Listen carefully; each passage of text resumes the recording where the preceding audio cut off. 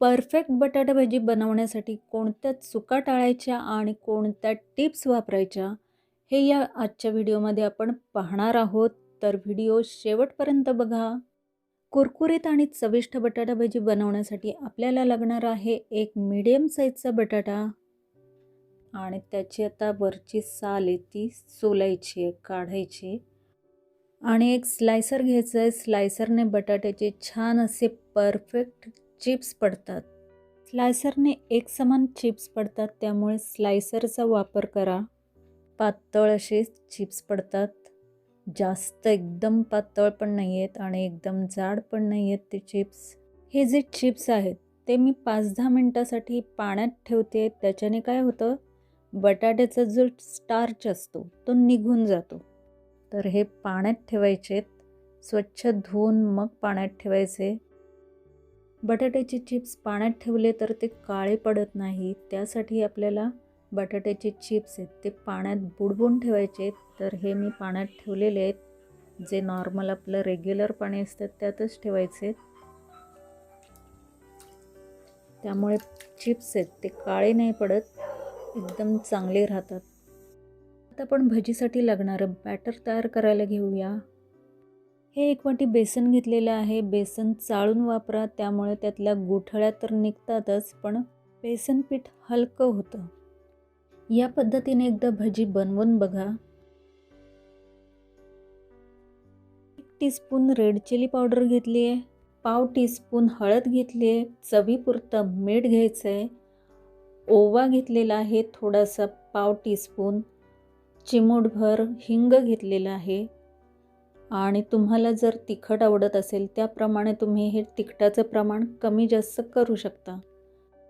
बरेच जण बटाटा भजीमध्ये रेड चिली पावडर घालत नाहीत, पण रेड चिली पावडर म्हणजे मिरची पावडर. तर या पद्धतीने भजी करून बघा, एकदम चविष्ट अशी बटाटा भजी होते. आणि ओवा आहे तो हातावर चोळा आणि मग तो भजीच्या बॅटरमध्ये घाला. ओव्यामुळे भजीला छान असं स्वाद येतो आणि पचनसुद्धा सुधारते. तर आता आपण हे घेतलेलं आहे कॉर्नफ्लॉवर. जर तुमच्याकडे कॉर्नफ्लॉवर नसेल तर तुम्ही 1 टीस्पून तांदळाचं पीठ घाला, त्याच्याने पण भजी कुरकुरीत होते.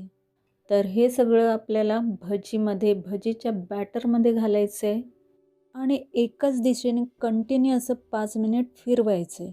म्हणजे त्याने काय होतं की पीठ आहे, जे भजीचं पीठ आहे ते एकदम हलकं व्हायला मदत होते. जसं बेसन पीठ लागेल त्याप्रमाणे तुम्ही बेसन पीठ कमी जास्त करू शकता.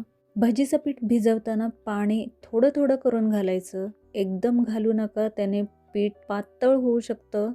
पीठ जास्त पातळ पण ठेवायचं नाही आणि जास्त जाड एकदम घट्ट असं ठेवायचं नाही आहे, मीडियम ठेवायचं आहे. त्यासाठी थोडं थोडं करून पाणी घालायचं आहे. आता आपण तेल तापायला ठेवले, तेल चांगलं गरम झालं की मग आपण भजी तळायला घेऊया. जे नवशिके आहेत त्यांनी तेलात भजी सोडताना जरा काळजीपूर्वक सोडायची, जास्त एकदम जोरात नाही सोडायची, नाहीतर तुम्हाला चटका बसेल.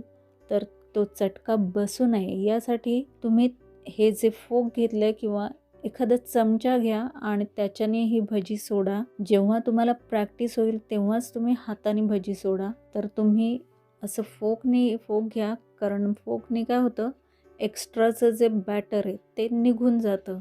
आणि भजीला चांगलं कोटिंग करून घ्या आणि त्यानंतर अलगद अशी तेलात सोडा. भजी तेलकट होऊ नये म्हणून गॅसची फ्लेम मीडियम ठेवायची आणि मग भजी तळायची. जर तुम्ही लो फ्लेमवर भजी तळाल तर मग भजी आहेत ते एकदम ऑइली होणार आणि एकदम फास्ट गॅसवर जर भजी तळली तर मग ती भजी आहेत ती वरून एकदम पटकन जळणार, आतमध्ये तो बटाटा आहे तो कच्चा राहणार. त्यामुळे गॅसची फ्लेम आहे ती मीडियम ठेवायची आणि मग भजी तळून घ्यायची. गरमागरम तळलेल्या भजीवर लगेच झाकण ठेवायचं नाही, नाहीतर भजी आहे ती नरम होणार. त्यासाठी एखादा टिश्यू पेपर घ्या एखादा, त्यावर भजी ठेवा. एक्स्ट्राचं भजीला जे तेल असतं ते निघून जाण्यासाठी एखादी चाळणसुद्धा तुम्ही घेऊ शकता, त्यात भजी ठेवा. भजी तळताना त्याला सोनेरी कलर किंवा गोल्डन ब्राऊन कलर जेव्हा येतो तेव्हा ती भजी आपण तेलातून काढून घेऊया. गरमागरम भजीसोबत चविष्ट आणि चटपटीत अशी चटणी असेल, भजी खायला मजा येते. भजी तळताना जी तुम्हाला बाजूनी बुंदी दिसते, चटपटीत आणि झणझणीत चटणी बनवून घेऊ. आणि ही भजी करताना मी तेलात ना सोडा घातलेला ना तेलाचं मोहन.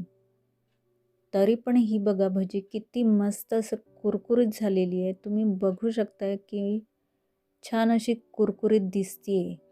तुम्ही पण घरच्या घरी हॉटेलसारखी कुरकुरीत अशी भजी बनवा. वरून कुरकुरीत क्रिस्पी आणि आतून सॉफ्ट अशा पद्धतीत ही भजी असते. तर तुम्ही ही करून बघा.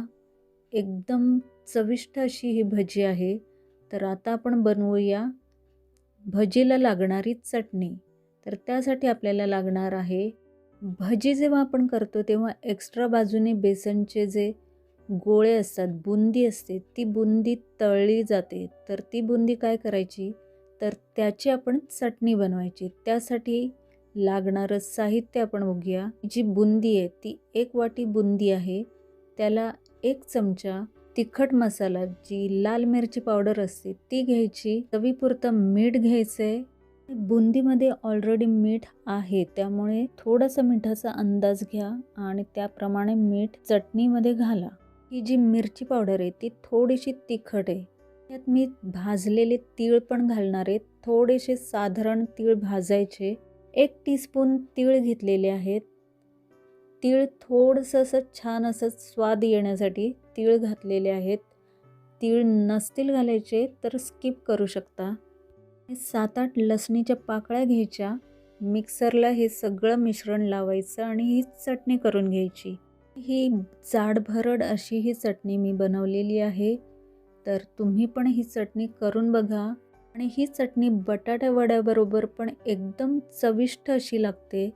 तुम्हाला हा व्हिडिओ कसा वाटला ते नक्की कमेंट्स करून सांगा. लाईक करा, शेअर करा. नवनवीन व्हिडिओ बघण्यासाठी आमच्या चॅनलला सबस्क्राईब करायला विसरू नका. व्हिडिओ पूर्ण बघितल्याबद्दल थँक्यू सो मच. धन्यवाद.